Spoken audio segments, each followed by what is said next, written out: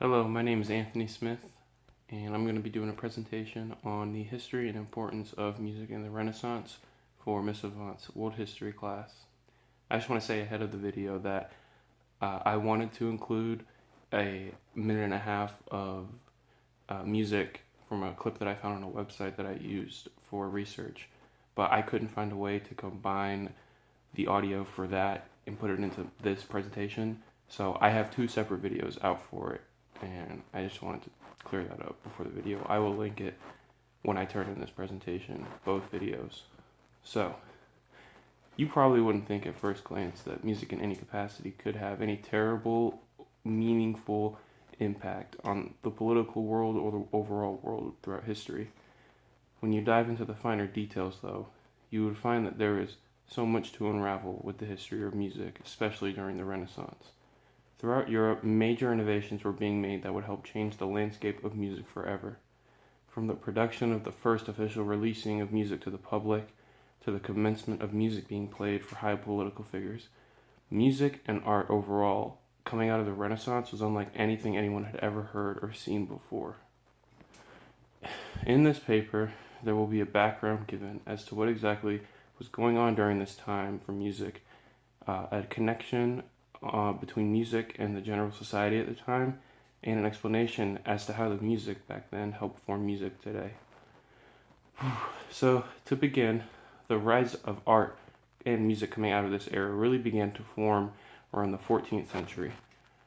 The Renaissance took place for most part within Europe, and within the 15th century around Belgium, the Netherlands, and Luxembourg, also known as the Low Countries, there were these things called the Burgundian courts, which were seen as basically a melting pot for upcoming artists, anywhere from painters, cloth makers, musicians, and people specializing in other tapestries. The court had served as a place for anything from lavish, amazing wedding ceremonies, or a place for metal workers to cobble their armory and weaponry. As far as the music is concerned, the most notable composer to come out of this era from the Burgundian scene was a man named Guillaume Dufay, whose motets and short pieces of polyphonic sacred music for the churches had widespread success and praise across Europe. His use of well-placed poetry and lyrics mixed with beautiful melodies are what set the ground for the upcoming generation of Renaissance composers. After Dufay, European art and music was advancing smoothly and fast thanks to a Franco-Flemish composer named Joachim Desprez. With his travels to countries ranging from Paris to those Low Countries mentioned earlier, Desprez helped cultivate a sound that defined an entire period of music history. The polyphonic music with horizontal contrapuntal style and harmony with vertical arrangement of the third and sixth note in the key. These two concepts are what amalgamated to the style and sound of the Renaissance. Once past the 15th century, we see another momentous change with the distribution of music.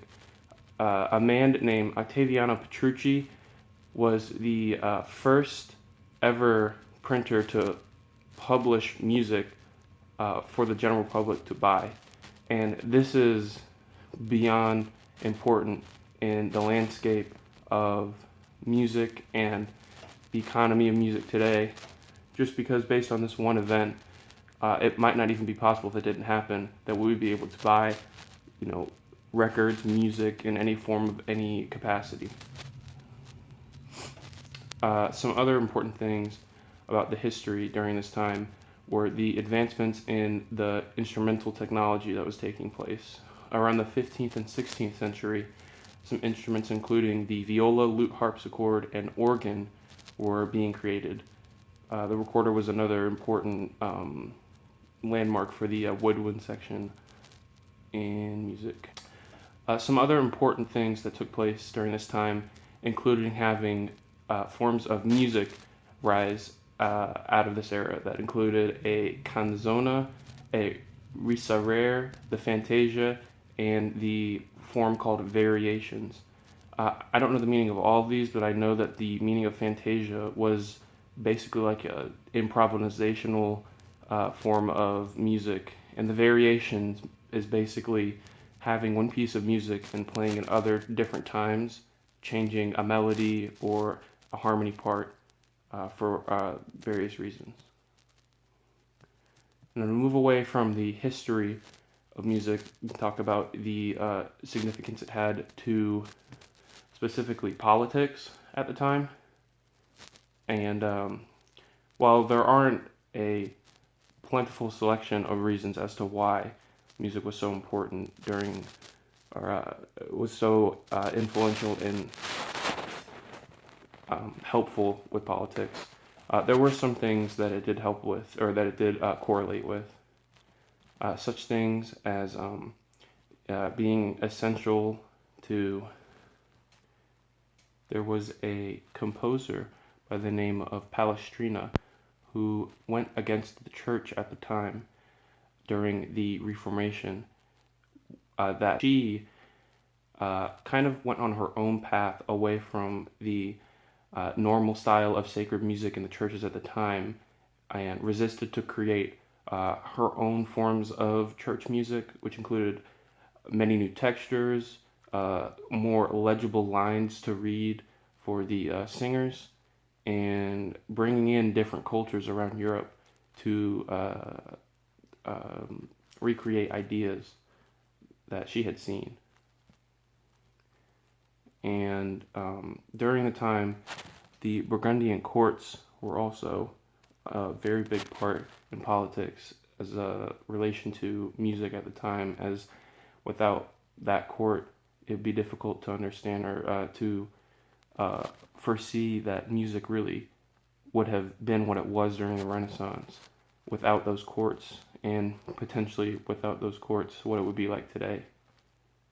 And even in just general society, during the Renaissance, there were so many advancements being made, anywhere from Octavio producing and publishing music for the general public. And that basically concludes my presentation on music from the Renaissance. I hope you enjoyed. If you have any feedback, let me know. Again, sorry for the late submission, and I'll see you soon.